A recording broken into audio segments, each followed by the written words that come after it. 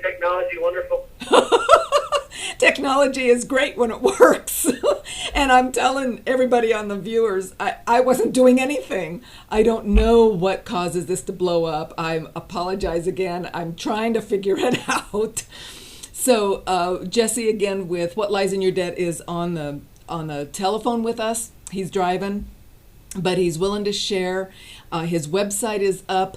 I've got on the website screen, I'm going to enlarge it a little bit so perhaps you can read it a little better. He talks here on this screen, it's about us, and these are the federal laws that are the heart and soul of the strategies that he's going to share, at least discuss with us. One is the Fair Debt Collection Practices Act. These are all federal level laws, FDCPA. One is the Fair Credit Reporting Act, the FCRA. One is the Telephone Consumer Practice Act, TCPA. The Truth in Lending Act, TILA. We refer to that as TILA often. And the Real Estate Settlement Procedures Act, RESPA. Now, he just talked about, tell us again about the Fair Debt Collections, what you just said, in case that got missed in the last stream. And then the ones that you use for moneymakers. Yeah, those are all moneymakers. Listen, our site, I'm telling you that our site, the foundation of our site is to put money in people's pockets and make debt go away. Okay, and the moneymakers, just so people understand, that's the FCRA and the TCRA, correct? No, the TCPA. Oh, the TCPA, I'm sorry. Yeah, Telephone Consumer Practice Act and the Fair Credit Reporting Act. So those two things put money in your pocket?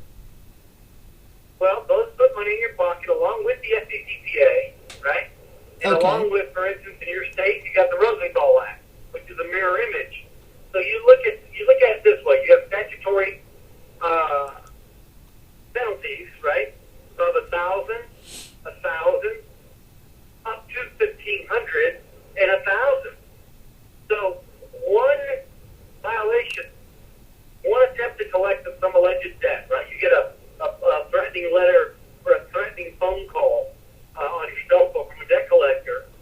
Your minimum, we always average 2,700 to 3,000 per call in cash, what I call cash flow. That's what gets you the money to keep working and keep doing what you got to do to fend off these foreclosure hounds, as I like to call them. So if you use the system correctly, this is what most people don't understand. Today's day and age, somehow or other, these debt collectors are getting our cell phones. I have no idea how, but they are. We've tried to investigate, can't find how, what the source is, but they're getting it, right? And in a lot of people's cases, they're putting these cell phones right onto your consumer report. Experian, TransUnion, Equifax, along with your address, name, and Social Security, and all that other information they get their hands on. So, with that being said, for instance, my cell phone is there. So anytime a debt collector wants to call or try to find me, my cell phone rings. Well, every time my cell phone rings, after that first one, it's $1,500 a phone call, plus a $1,000 violation of the FDCPA. And in Florida, we have the SBCPA, which is just the equivalent of the Rosenthal Act in California. So now it's a $3,500 phone call. Now, how do you collect that money from them? Well, we sue them in small claims, stealing. I have a saying that says I don't give them an inch. And meaning if I'm in foreclosure, and this was, I did a webinar last night. Currently we're running it's what I call an added value to our membership, which is special webinars we do every 2 weeks, specifically for our members, and this one is the foreclosure bash. Last year we ran the Summer Slam, and it runs everybody from beginning to end on how to actually go out and collect this. But I'll give you an example. Most people realize that they have a servicer that is who they're sending payments to, right? And I'm just going to use arbitrary names, okay? So I'm going to give you a situation that I just collected on. Aurora Bank, or Aurora Servicing, which is Aurora Home Loan Servicing, LLC, sends me a letter and threatens to foreclose my property, okay? Well, 3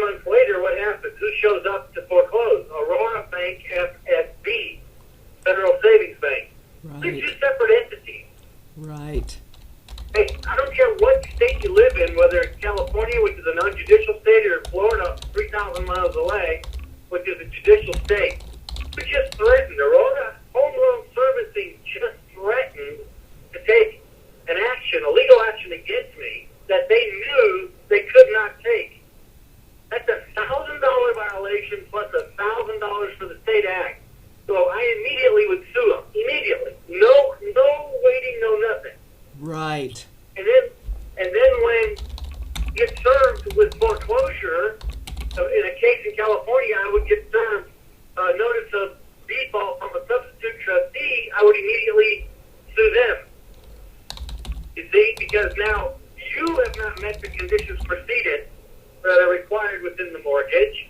This clown over here, Aurora, threatened to sue me when they knew they couldn't sue me. Obviously, if they could have, they would have. I had another entity. Just because it says Aurora on it doesn't mean it's the same company, right? Same entity. Right. So now I've got two lawsuits, and in your case, it would still be two lawsuits, and everybody starts to get nervous and go, wait a minute. We're not going to be able to get through this guy or this gal pretty easy. They're going to fight back. And that's when you start, like I said, you don't give them an inch. But the people who get themselves in a bind because they've tried all this other nonsense that's out there that just doesn't work and nobody's ever proved me different, then they come to us and go, well, I did this, I did that, I did this, I did the other, and I got some kind of unlawful retainer action against me, which is nothing more than a violation of due process in my eyes, right? So to you, it's an unlawful detainer. They're trying to get around due process. Then you have constitutional issues, but I don't want to get into that today. But my point is that you strike while you can and when you're supposed to. Right. And in our case, I have up to 2 years, and I believe in California it's the same under the Rosenthal. It's a 2-year statute of limitations on that, where the federal is 1 year. If I didn't catch it the first year and I go on to the next time, or they violate in that second year, meaning you send me a letter, you threatened, I didn't take no action. Now again, you take another action against me some way, some shape, form, or another. You don't believe that they have the right to collect. Well, they've just re-upped that 1 year statute of limitations, so then they're still under the federal. And why we like federal is this. The state courts, the circuit courts, and in some cases, some states like Jersey, New York, they're called Supreme Courts, which are not really Supreme Courts, that's what they call them. That is the discotheque. Okay? When you go to the federal court, now you're in the ballroom. There's more etiquette, there's requirements, there's common courtesies. You're dealing with what I call real judges. Not somebody's buddy who got elected because he worked for some firm or he got, thrown in there. I have a philosophy on most circuit judges. They are the dumbest in their firm, and that's why they get thrown out there advertising for the firm, because if they were a moneymaker for the firm, there was no way in hell that firm's going to throw them out there to be a judge. That makes sense. Sure, no. Yeah. So that's not the sharpest knife in the drawer. Let's send him out to get us some advertising where we can say, hey, the Jesse Law Firm has so-and-so Judge Smith over here. Okay, well, that's good. He's as dumb as a brick. He doesn't make us no money, but he's good advertising for us.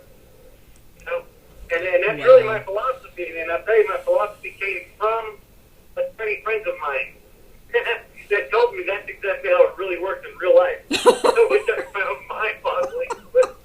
It truly is, but it hangs together. It makes such sense because I hear over and over and over from people that are representing themselves in court that they feel like the judge doesn't get it, and I truly believe that real life is definitely different from what we've been led to think it is. Well, if you really want me to discuss that, I can go into a lot of different subject matter that we discuss with our members. My first webinar on the foreclosure bash was a simple slap into what we consider reality. And the reason I do that, PJ, is this. We hear a lot of people, I know a lot of personally know people that wind up divorced or stressed or, they're always on each other's throats. Yeah. The kids are paying for it, all because of a foreclosure or the money's tight. Right. And I try to make them realize that no matter what, if I were to write a check today, which I can't, but if I were able to write a check for my property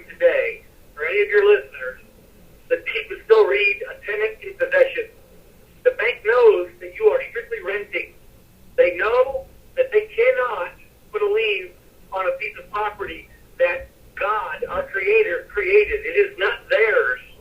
But somehow we've been led to believe this nonsense that you can own this property. Right. But you can only use the property. You cannot own that property. Right. To further the fantasy, they print out money that has no value. It only has value because we all agree it has value. Right. I ask a simple question. Two. Does it cost any more to print $1 than it does $100 bill? Right. Why will somebody stab you for the $100 bill while they'll walk by the $100 bill? Right. Right. Okay? So it's all a fantasy, and if you look at the game Monopoly, that's Yeah. exactly what the fantasy is. You know, you play with Monopoly money, you Right. pretend you own this property, you Right. charge people rent for the property with Right. the Monopoly money, but at the end of the day, you fold the board up, it goes away when you're done. It's just a Right. game. Right. So don't take it out on your spouse. That's a real person, flesh and blood, somebody you care for, hopefully. Don't Yeah. take it out on them. It's time to really unite, work together, Exactly. get through the situation. It's time to educate yourself. Get out of this fantasy. Exactly. Know that there's real value to money. There's not. And you know what? There's no value to gold and silver either. That's all a bunch of nonsense. It's all man-made BS. And again, when I do the webinars, I share these with this information or this ideology with my members, and I tell them this. If I was walking through the woods and you seen I had 2 Twinkies in my hand, just 2, and I'm eating one, and you're sitting there with your son, and you had a wheelbarrow of gold, and you look at me and say, Mister, I'll give you this wheelbarrow full of gold if you just give me that Twinkie. My son is starving, he's going to die. I would look at you and say, I can't eat that gold. Have a good day. You see, what's worth? What's got value at that moment? Right. He does. Right. The gold you can keep. Again, it's all man-made nonsense. Right. And the Patriot movement gets into all this craziness, and I think, wow, don't you realize you're just perpetuating more fantasy? It doesn't make any sense. Just be aware of the fantasy. Learn to play within the fantasy. No different than you would learn to play Monopoly, and maneuver your way through it. You know, I have a simple idea, CJ, and you tell me if you agree with this or not. Okay. You know, and your listeners might get a kick out of it. I believe that we have the freedom of choice, right, as a spirit, as a being, to be here. I think we've chosen to be here, to serve, for whatever reason I don't know. And that has given me, what has given me the definitive answer to that was about a month and a half ago, I was sitting in the office working, and it came to me, and I don't know why it comes to me, but I thought, I had to have chosen to be here. Yes. Why? Because I can choose to leave here anytime I want to. Right. Right. I know that this is a game. Yes. Yes. What details? I don't know yet. But I know that whenever I choose to leave and not participate anymore, I have that choice. So if I have that choice, all that means is I had a choice to be here to begin with. That's right. We have a choice to fight, to work together, to make changes, or not. Absolutely. So, I look at things from a whole different perspective. I've been, I'm 45 years old. I'm still with my high school sweetheart. We've been together 27 years this September. And we've worked and grown closer through all our difficulties versus growing apart and fighting over something, because we both understand that none of that has any value. The only value in this existence is each other. That's it. Nothing else. Right.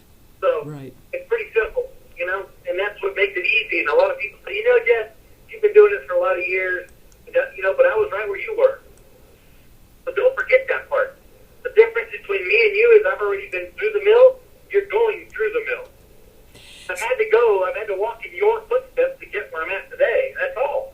And it's not that many footsteps. It's simple stuff. It's really not that hard. But first and foremost, it's time to really, really, if you have that spouse, time to unite together, work together, learn together, ask each other questions, give each other tasks, and get through these difficult times. Because in the end, you're going to look back and laugh at it all anyway, because you know what? None of it's going to kill you. Now, Jesse, I have a question for you. As viewers are watching, some of them have not yet even stopped paying their loans. They're trying to get a loan modification. They're being told lies. They don't know. Don't do it. Okay, Don't do a loan mod. Don't do it. Okay, so here's the question. I'm going to start asking questions that I know owners are going to have, because they're a lot of them are struggling to keep making their current payments, because even though they've lost income, it's difficult. Should they keep making their payments? What do you say? Okay. The first thing, because we're getting to the Q&A, I want everybody that's listening to this call to understand. I am not an attorney. I cannot give legal advice. I can't even give financial advice. I don't want to be an attorney. Exactly. I work with a lot of attorneys, and I'll share all the legal information I know with you guys, and I'll share my past experience and my successes. But as far as giving some legal advice, I cannot do that, and I don't intend to do that. So, with that being said, I will say this. I ran into a couple about 4 or 5 years ago, and I got to their house. It was a friend of a sister. He worked out at the Space Center here in Florida. She was some kind of medical doctor assistant of some sort. They had a $3,000 mortgage payment on a house, $3,300. And I remember I pulled into the neighborhood, and they lived in a cul-de-sac, beautiful 2-story house, probably 4,000 square foot, beautiful house, absolutely beautiful, pool, just a nice home. And I happened to look as I pulled into the left, and one of the houses in the corner was for rent. And I pulled up. I just happened to catch that. Just pay attention to that. I walked up to their house. I knocked on the door. She answered the door. I don't even know this lady. She gives me a big hug. She says, "Oh, I'm so glad you're here. My sister, says you've done wonders. You've taught her all kind of stuff. Yada yada yada." She invites me in. Whatever. We get to talking. She breaks down in tears. Her husband breaks down in tears. I'm almost breaking down in tears. They got 4 or 5 kids. They're back. They're in a bad situation. Yeah. And I said, "Tell me what's happened." And the first word out of their mouth was this: "We've drained all of our savings. We've drained our retirement account and our 401k. Not going to be able to make next month's payment." Oh. And I asked her, and I said to her, "How much was your payment?" She said it was $3,300. Yeah. I said, "Give me 10 minutes." I said, "Give me 10 minutes." I walked out to the corner. I called the house that was for rent.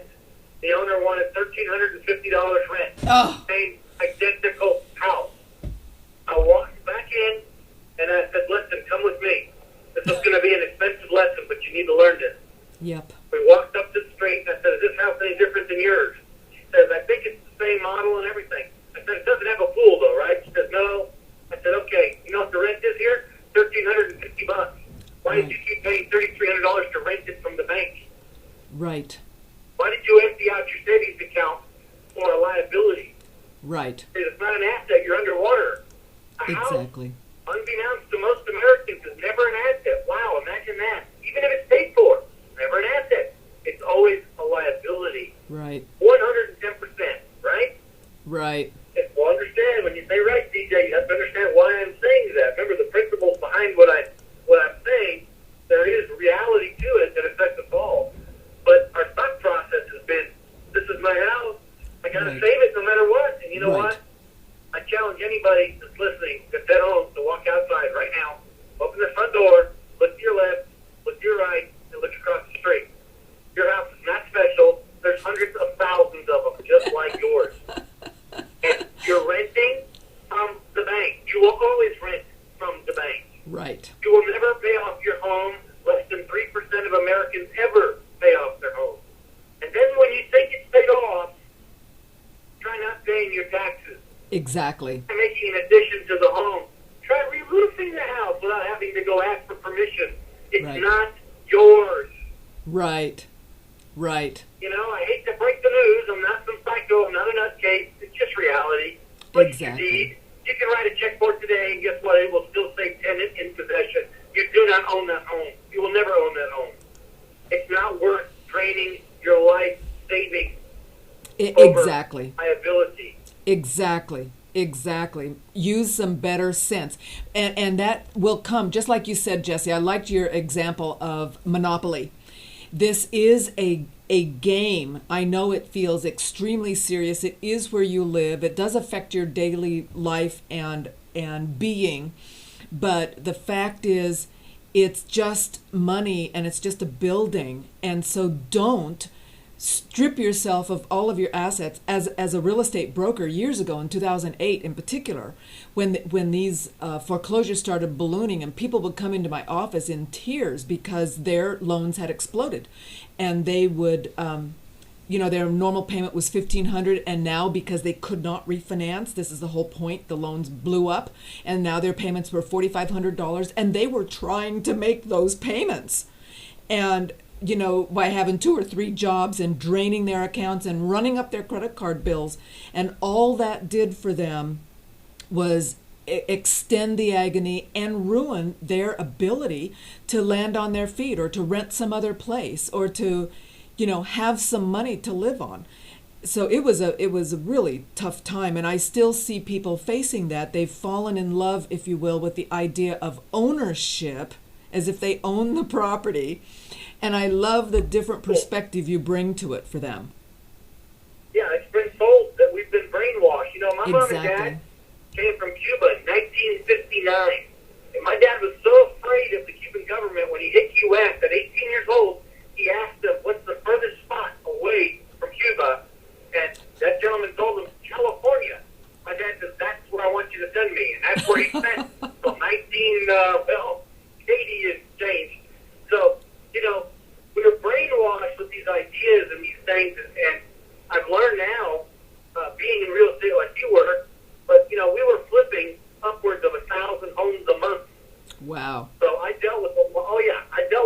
And I understood at that point now, I really have a clear understanding that everything we do in life while we're here needs to be treated as a business decision. What is best for my family and for myself? Not what's best for the bank. Right. What's best for the credit card company. Not what's best for my neighbor. What's best for my children and myself. And my dad, I'm going to tell you a 2-second story. It's going to blow your mind away. My dad has, to this day, 817 Beacon score. 817. My mother's an 804. I just checked this not 3 weeks ago. Okay? High credit. And my dad in 1996, because Sears misplaced a payment after he still has the original metal Sears credit card in his wallet. Okay?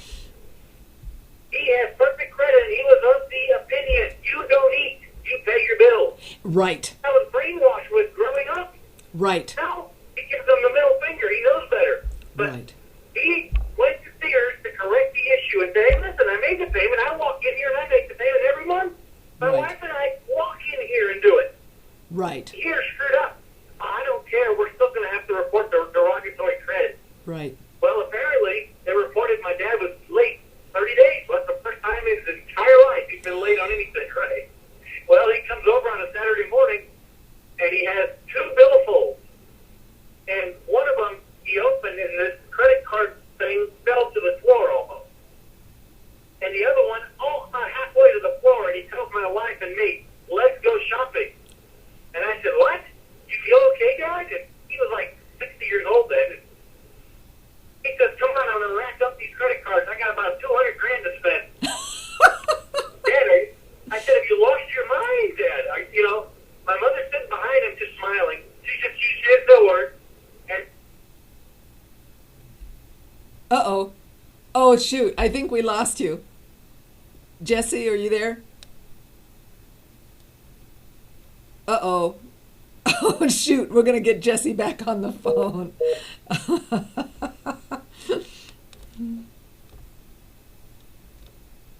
I think that's him. Let's see. Yep. Just a second. Gail's answering the phone. I think Jesse's here. Just a minute.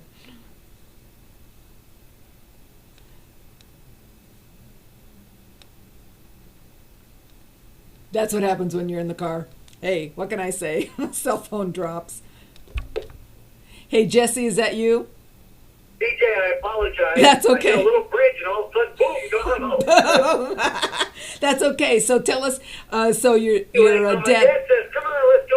Anyway, there's no way to spend $200,000. And I was still kind of in that brainwashed state of mind, and I thought, Right. I can't do this, Well, Monday, the delivery started coming.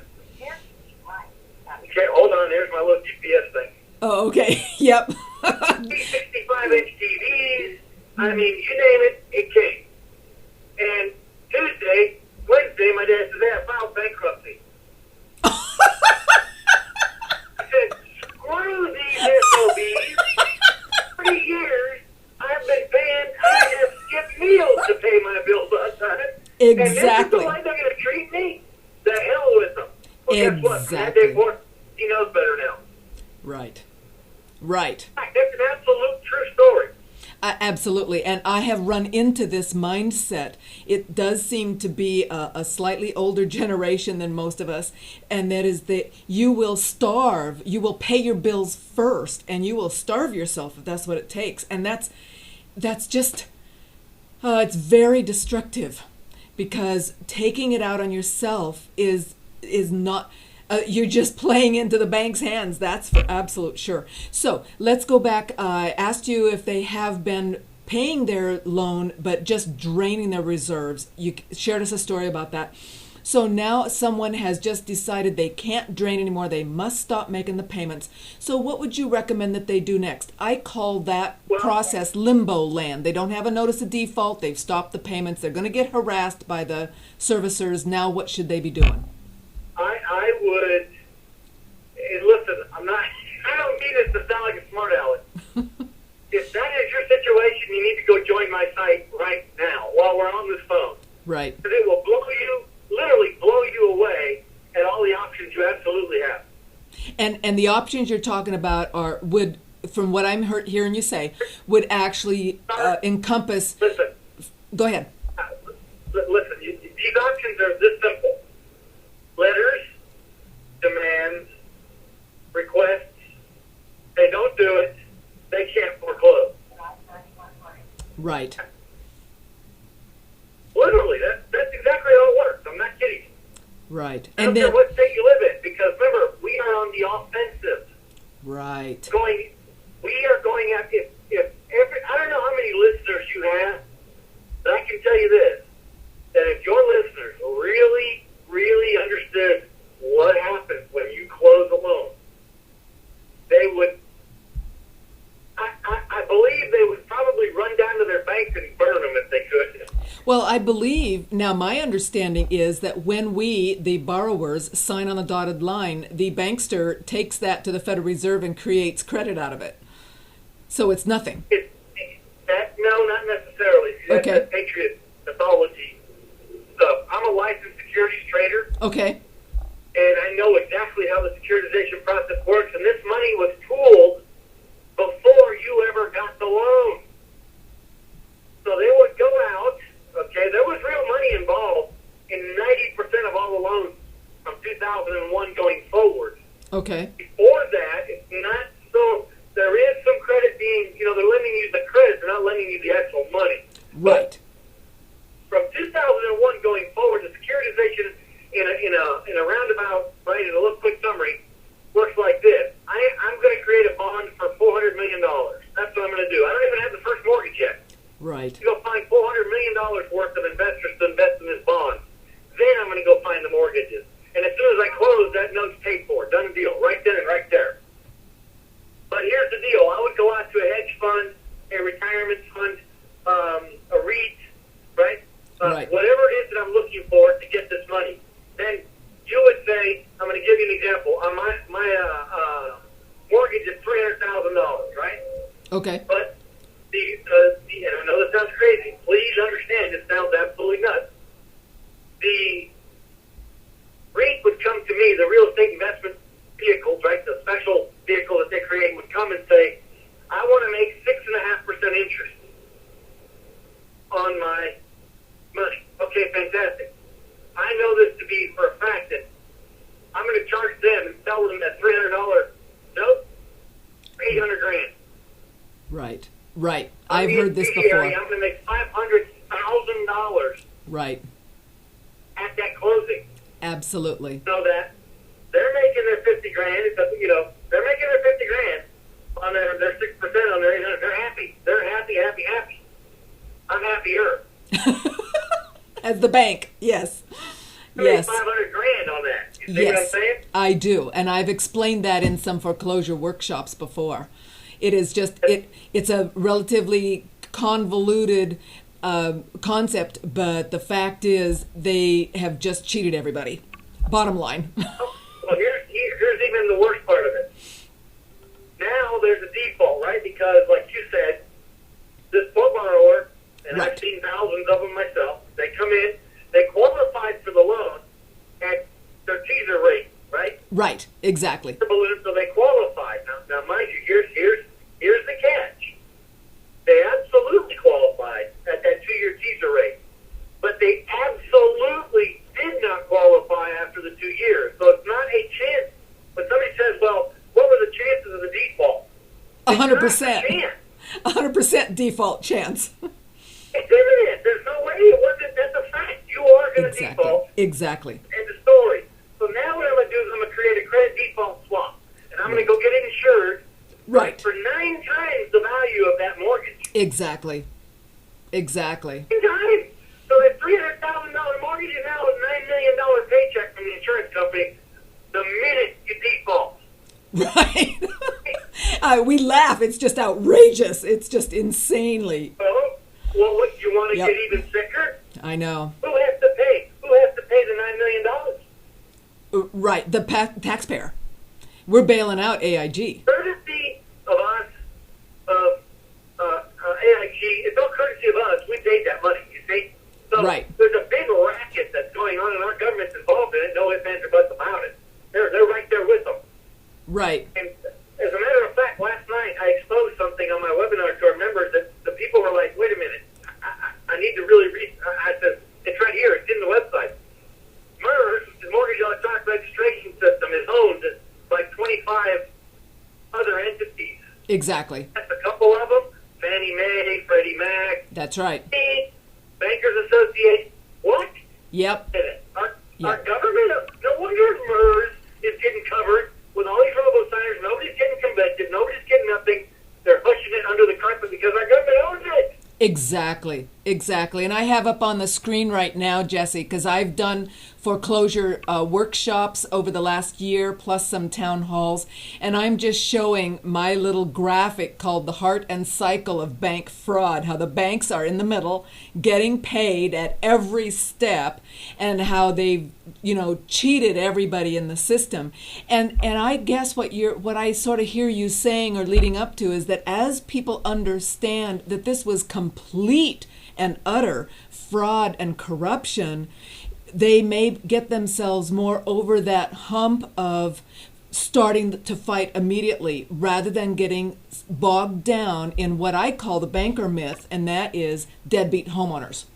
It's all the homeowners. They're deadbeats, and that's why they've lost their house. They deserve to lose it. Where actually, in actual fact, they were fraudulently incented to participate in these fraudulent toxic loans, which violated every federal law. And they've been used as we're all victims in this, not even just those that got those loans, even those that didn't get the loans, because the process of mushrooming and then crashing the real estate prices has ruined just millions of people. Even if they didn't lose their homes, they don't have the value that they thought they had. They can't retire the way they had planned. All those kinds of things. So basically, what does it cost to join your site? What does that membership look like? Can I tell you, it pays for itself 100 times over if you just use it once. It's $99, and then $49 a month for as long as you want it. Basically, it's $750 for the whole year. Okay. And, it's absolutely nothing. And all you have to do is one little step, one little phone call, one little wrong report on your credit, $1,000. It's free. Right. It's free. Exactly. It's free. You got to just use it. It's free. It's a money-making system. Listen, I've made a little over $20,000 this year already collected in January, February, and my goal is 6 figures. Now, Jesse, tell me, you mentioned that you go to small claims court. Do you ever go into federal court, or is it always just a small claims action? Well, federal court you never go into anyway. That's, like I said, it's a ballroom dance. It's a paper exchange. Right. You got to wear your suit and tie. You just Right. can't show up there in your shorts and t-shirt. Right. So small claims mandatory across the United States. It's the same. Small claims is all come in and then you try to settle it before you ever go to the court. Right. And when you got them dead to rights, see, the way I show up and the way I train people to do it is our system is very simple. If you call my cell phone, I take a picture of the cell phone with the phone number, the date and time, everything's there. You got the proof. It's a cell phone. Here's the timestamp. There's your phone number. What are you going to argue? Exactly. You see, there's no argument. So they go to the small claims and settle it. Here's your $1,000 or $1,500. Go away. It's cheaper for them. Right. You know, Right. cost just to hire a federal attorney, just to hire the guy. Right. And at least $5,000. So if I'm suing you for $2,500, Right. wouldn't it be smart business against business? Here's your $2,500. Go away. Leave me alone. Right. Okay? Logic again. Keep it simple, stupid. We're not going to give you anything that, and I don't mean to be offensive, that a sixth grader can't understand. Right. Right. Meaning, if you don't send me this letter, you can't foreclose. It's a sixth grader level understanding. You don't do this, you can't get that. Right. It's simple. Right. Don't go into these convoluted securitization arguments because attorneys and judges can't get it. Right. And they'll always find some kind of law or ruling or something else to throw you off track. Right. If I come in there and I say, listen, I'm suing you, not that you're suing me, I'm suing you because you didn't perform under the mortgage and the note, or you didn't Right. respond to my qualified written request, Right. or you didn't comply with Helping Families Save Their Homes Act with the SILA, and that's the only part of SILA we use. That's the only part. Don't need to use any other part. It carries its own private right of action, and the judge has no discretion. Right. He has to rule in your favor. They violated it, you win. End of story. That's it. So, Sounds great. it's simple and works. That sounds great. Oh, Jesse, thanks so much for sharing. I hate losing. I don't like losing. So, Let's go make some money. That's my goal. That's fabulous. Thank you so much for taking some time with us while you're on the road. Good luck with your trip. Drive safely. And it's time to close down for today. We'll see you tomorrow. Thanks, everybody, for watching. And, boy, let's go strike first. Let's go make some money. bless everybody. Thanks for having me on. I appreciate it, DJ. Thank you. We'll talk to you soon. All right, Judy. Bye-bye. Bye.